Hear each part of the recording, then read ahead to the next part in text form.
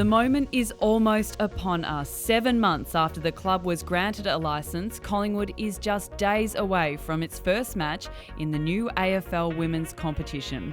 The Magpies kicked off the week with an open media session on Monday as cameras and microphones packed the Holden Centre.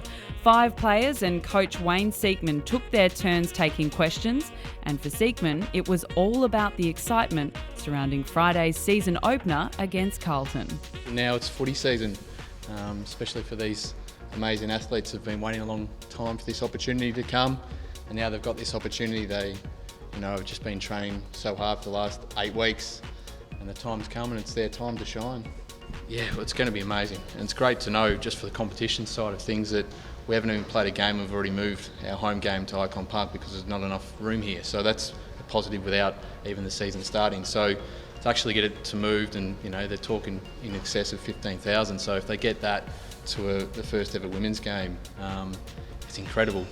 Siekman's Magpies had a trial run against the highly fancied Western Bulldogs on Australia Day, and the coach liked what he saw. We rate the Western Bulldogs as one of the toughest to beat in this year's competition. To have a solid hit out against them and just see bodies go against bodies and the intensity at the level it needs to be was great. Well, our plan from this day one is to make the grand final, and you can't win a premiership unless you make the grand final. So we're planning to play in 8 weeks' time, and that's the goal of this club and the players and the coaching staff.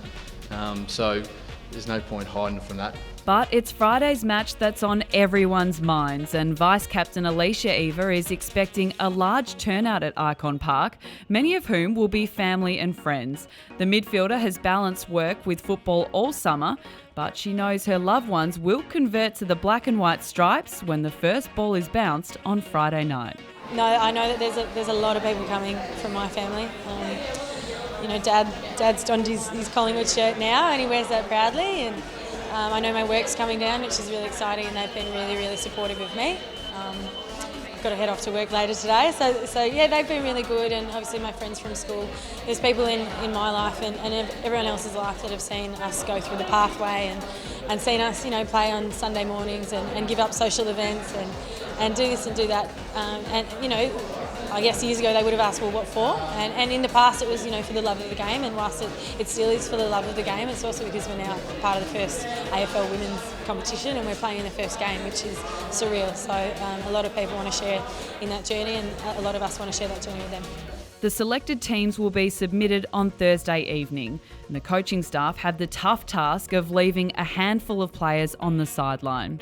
Eva admits it won't be easy, but says the squad has developed into something of a family, and the players will be supportive of each other on and off the field.